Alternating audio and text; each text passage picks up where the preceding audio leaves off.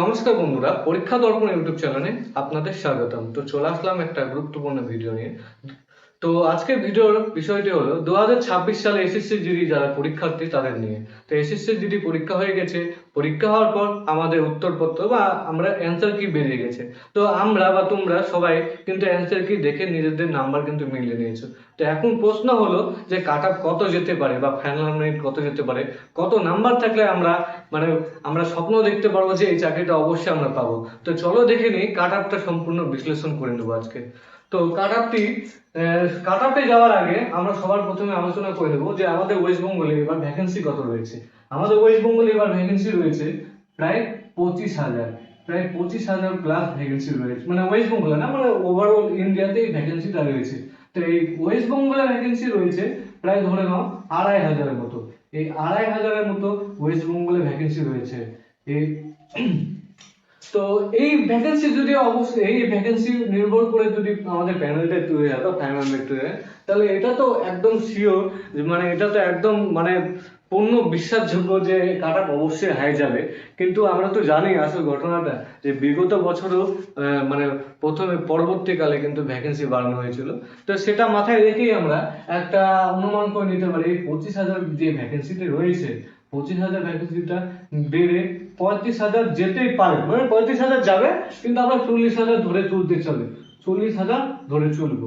এই 40,000 ধরে যে চলছি, এই 40,000 ধরে চলার পিছনে এই মানে যদি ভ্যাকেন্সিটা 40,000 হয়ে যায়, তাহলে আমাদের এই 2,500 থেকে ডাইরেক্ট ধরে নাও 4 থেকে 5,000 কিন্তু হয়ে যাবে।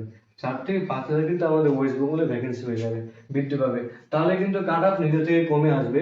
আগের বারের মতনই, আগের বারের তুলনায় একটু বেশি হতে, মানে আগের বারের তুলনায় একটু বেশি হতে পারে। কিন্তু এখানেও একটা প্রধান কারণ রয়েছে কাট অফ কম যাওয়া। আমি আশা করি যে কাট অফ এর থেকেও কম যাবে। কারণটা হলো যে আমাদের ওয়েস্ট বেঙ্গল পুলিশে প্রায় 12,000 প্লাস একটা ভ্যাকেন্সির কিন্তু ফাইনাল মেরিট এখন আটকে রয়েছে। সেই 12,000 প্লাস, এই 12,000 প্লাস ভ্যাকেন্সি যদি আমাদের ফাইনাল মেরিট বেরিয়ে যায়, তাহলে তো অবশ্যই ভ্যাকেন্সি কম হবে।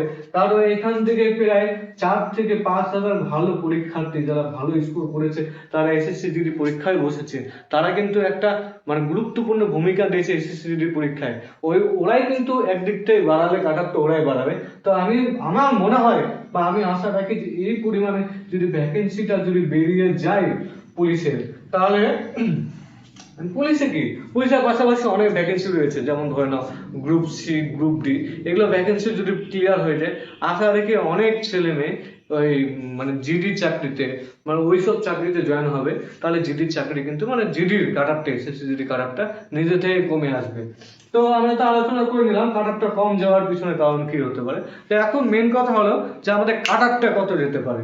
এবং কাট আপ হলো যে কাট আপটা বিশেষত আমাদের এই কাট আপটা কিন্তু তিনটা মানে ডিস্ট্রিক্ট, মানে তিনটা ডিস্ট্রিক্টের উপর নির্ভর করবে। একটা হলো জেনারেল ডিস্ট্রিক্ট, বর্ডার ডিস্ট্রিক্ট আর তোমার কি জানো নকশাল ডিস্ট্রিক্ট। এই তিনটা ডিস্ট্রিক্টের উপর কিন্তু কাট আপ হয়। তো আমরা সচরাচর জেনে থাকি যে জেনারেল ডিস্ট্রিক্টের কাট আপ একটু হাই যাবে, তারপর বর্ডার ডিস্ট্রিক্টের কাট আপ, তারপর তো নকশাল ডিস্ট্রিক্টের কাট আপ। তো এই কাট আপ গুলোই হলো। তো জেনারেল ডিস্ট্রিক্টে ইউআর মানে জেনারেল ডিস্ট্রিক্টে ইউআর যদি তুমি ইউআর ক্যান্ডিডেট যদি হয়ে থাকো আর তোমার যদি নাম্বার 105 105 প্লাস মাইনাস যদি তোমার হয়ে থাকে, তুমি অবশ্যই পরবর্তী ধাপ মাঠ আর মেডিকেলের জন্য সুন্দরভাবে প্রিপারেশন নেওয়া শুরু করো। কারণ এই 105 প্লাস যদি তোমার নাম্বার থাকে, তাহলে তুমি ফাইনাল মেরিটে সুযোগ পাওয়া 100% তোমার চান্স রয়েছে। আর ইডাব্লিউএস প্রার্থী তুমি যদি হয়ে থাকো, জেনারেল ডিস্ট্রিক্টে, তাহলে তোমার 87, এই 87 এর আশেপাশে যদি তোমার নাম্বার থেকে থাকে বা প্লাস মাইনাস 1-2, তাহলে তুমি পরবর্তী ধাপের জন্য প্রস্তুতি নাও।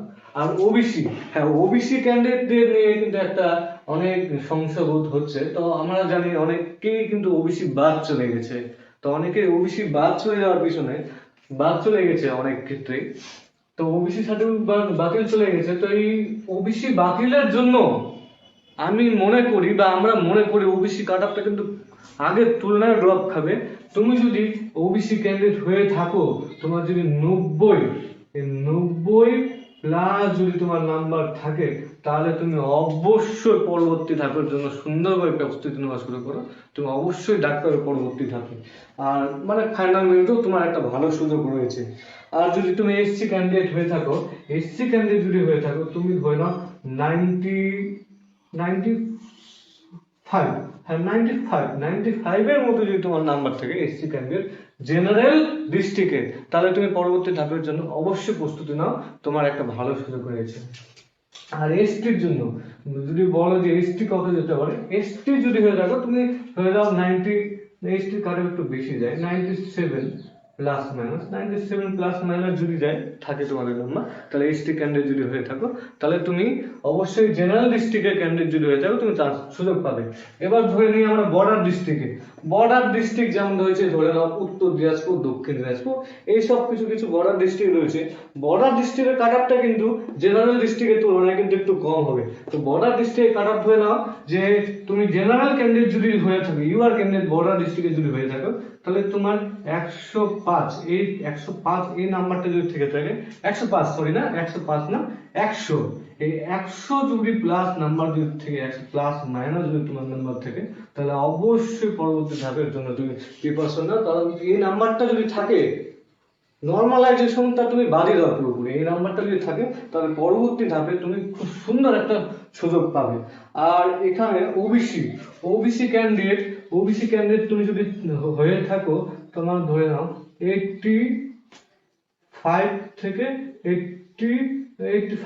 90, তোমার যদি নাম্বার যদি থাকে 85 থেকে 90, এটা আনুমানিক ভাবে বলছি, 85 থেকে 90 যদি থাকে তোমার বর্ডার ডিস্ট্রিক্টে, তাহলে তোমার মানে তুমি একটা সুন্দর সুযোগ আছে। মানে এটা ফাইনাল মিনিটে আমি কাটা বলে দিচ্ছি, 85 থেকে 90 এর মধ্যে যদি তোমার নাম্বার থাকে ফাইনাল মিনিটে অবশ্যই তুমি টিকবে। আর আর হলো এসসি আর এসটি বাকি থাকলো। এসসি প্রার্থী যদি তুমি থাকো, এসসি প্রার্থী তুমি যদি থাকো, তাহলে ধরে নাও যে 90, মানে 90 নাম্বার যদি তোমার থেকে থাকে, নর্মালাইজেশন আমি বাদ দিই, মানে ওগুলো হিসাব বাদ দিয়ে আমি যদি বলে থাকি 90 আশেপাশে যদি তোমার নাম্বার থাকে, তাহলে অবশ্যই তুমি পরবর্তী ধাপের জন্য প্রস্তুতি নাও, তোমার জন্য একটা সিট অবশ্যই রয়েছে, আমার মতে মনে হয় এটা।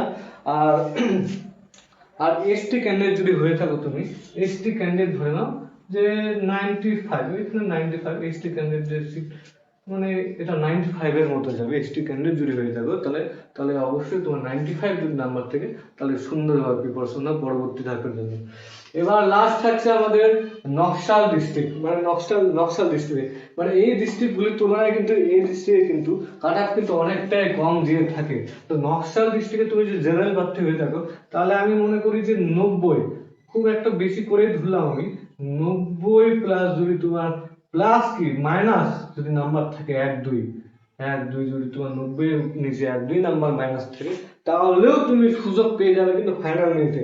এবার যদি তুমি ইডব্লিউএস ক্যান্ডিডেট হয়ে থাকো, ইডব্লিউএস ক্যান্ডিডেট যদি হয়ে থাকো, তো 60 থেকে 65 নাম্বার থাকলে তুমি পরবর্তী ধাপের জন্য অবশ্যই টিকবে, বা পরবর্তী ধাপের জন্য তুমি যোগ্য একটা ক্যান্ডিডেট। তো এবার হ্যাঁ, এখানে আমি বর্ডার ডিস্ট্রিক্ট ইডব্লিউএস এর কাট অফটা আলোচনা করতে ভুলে গেছি। হ্যাঁ, বর্ডার ডিস্ট্রিক্টে যদি তোমার 50 যদি নাম্বার থাকে, তুমি যদি ইডব্লিউএস প্রার্থী হয়ে থাকো, বর্ডার ডিস্ট্রিক্টে 50 যদি নাম্বার থাকে, তাহলে তুমি অবশ্যই ফাইনাল মেরিটে টিকার একটা সুন্দর সুযোগ রয়েছে।